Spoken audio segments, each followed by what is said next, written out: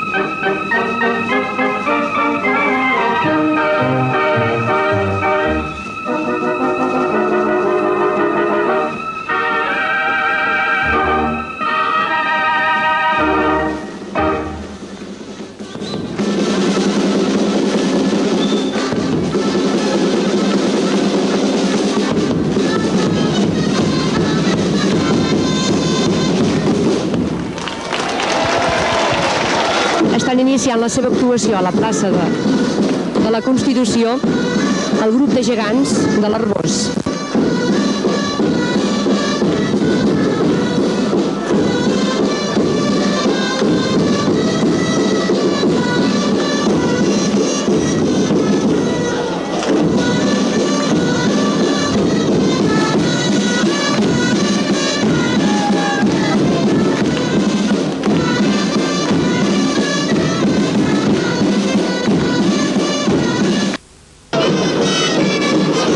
S'inicia una nova dansa de gegants.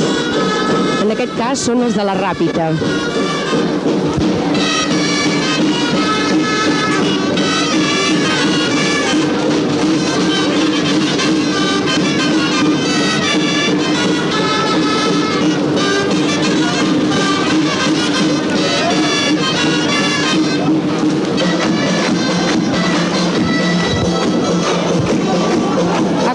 L'actuació d'uns gegants que sembla ser que són molt alegrois, salten i ballen molt. Realment no veiem enlloc la pancarta que anunciï del poble que venen.